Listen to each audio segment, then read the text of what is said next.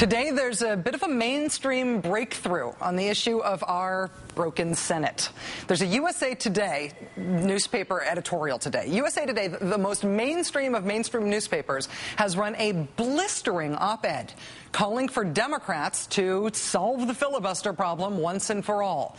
Columnist Dwayne Wickham blasts the complicity of the Democratic majority, describing how Senate Democrats have, in his words, 8 more votes than they need to stop Republicans from using the filibuster to effectively block the will of the majority. Mr. Wickham goes on to note that Senate Majority Leader Harry Reid appears unwilling to kill the filibuster now, even though Republicans were quite happy to threaten to kill it 5 years ago. And then Mr. Wickham closes with this. Check this out. The filibuster is a Faustian bargain that undermines the will of voters. The promise of change that swept Barack Obama into the presidency and padded Democratic majorities in the House and Senate last year has been largely derailed by the Senate's Republican minority, which has kept a broad array of legislation from coming to a vote. More than outrageous, this legislative tyranny holds hostage our democracy to the whims of a political party that was on the losing end of an election cycle.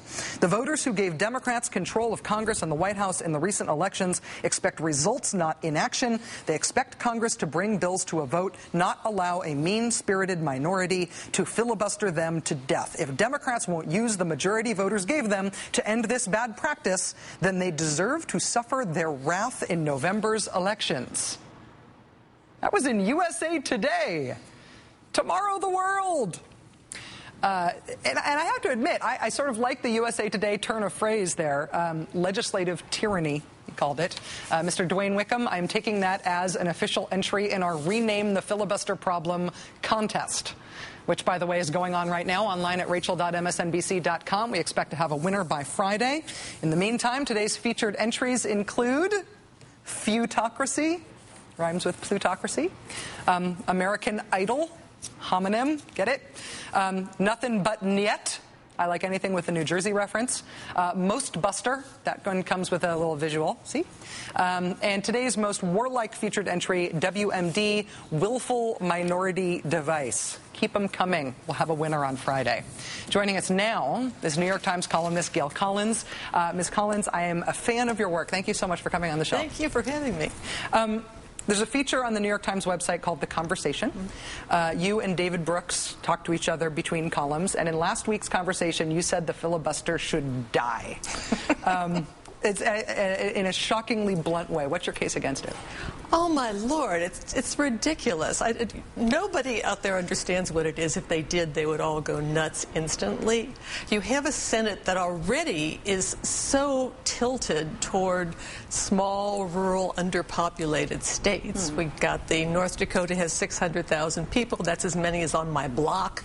But they get as many votes as California or New York does. And then plus, besides that, they have this new rule that they've come up with that everything takes 60 votes, that you can't get the third Deputy Secretary of Agriculture confirmed without 60 votes. It's completely nuts. Well, we've been struggling on this show with how to talk about the filibuster problem. I mean, it is admittedly sort of a boring sounding, esoteric sounding concept. And we're trying to come up with a way to communicate that communicates how important it is and also that's sort of memorable. I am finding, though, that it's being talked about more and more. Do you think it's starting to get through? Yeah, it sort of is. Okay. There's just nobody really understands it, but there's this sense out there that there's something bad that's going on in the Senate, and it's weird, and it's not like Mr. Smith went to Washington anymore. And even Mr. Smith went to Washington didn't make any sense if you really listened to it.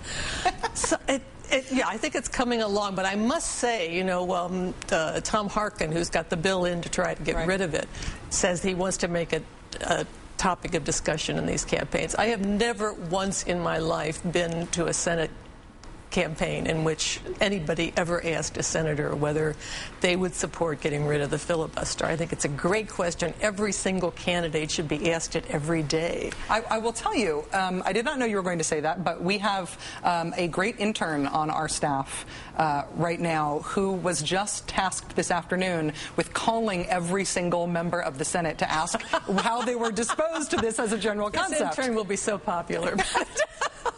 Julia, we got your back. I'm telling you, you'll get fewer coffee runs, extra no money. Julia, get it, yes. Well, one of the things that I think makes it not just important but hard to imagine getting it done is that Harry Reid keeps saying that it can't be killed.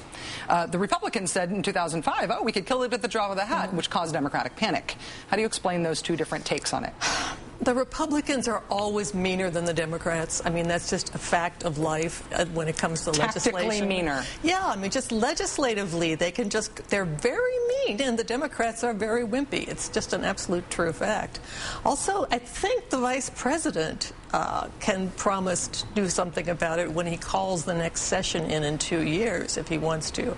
I think he can set the rules. The vice president's office has shown such a stupendous disinterest in doing this, I cannot tell you. Although Joe Biden does keep bringing it up as a problem. I know. It's interesting that suddenly it's, sort of a talking point after all this time. I don't think they've ever envisioned really changing it, but boy, if you need a tea party against filibusters, there must be a way to do that. Just to have people with funny hats on running around, screaming and looking strange and deranged, and then things will happen. Well, I think between Julia's telephone survey and us coming up with a funny new name for it, that's inexorable pressure, as I can put it on there. Yes. Can I ask you one totally unrelated thing about a column you wrote recently? You wrote a very funny column about trying to figure out whether the political culture was worse in Illinois or in New York. Did you get, Illinois won. Illinois, I was going to say. So people wrote in to tell you which they thought was worse? No, people wrote in to protest the fact that I had said that it was Illinois because they all felt their states deserved to be mentioned. Many letters saying, wait a minute, Georgia, or, I'm from Nevada, my heavens, how could you not mention New Jersey? The New Jersey people were very upset that we didn't mention New Jersey. There's a real competition out there for most terrible state politics. Americans all believe that their state is the worst. Possibly not Iowa, I don't know, but normally Americans all believe their state is the worst. I bet Vermonters are pretty psyched about their government, too. Yeah, the little tiny states where people only come for 3 days a month and don't get paid anything, they really like their legislators a lot. New York Times columnist Gail Collins, again, I am a great fan of your work, and it's really nice to have you on the show. Thank you for coming in. Thanks.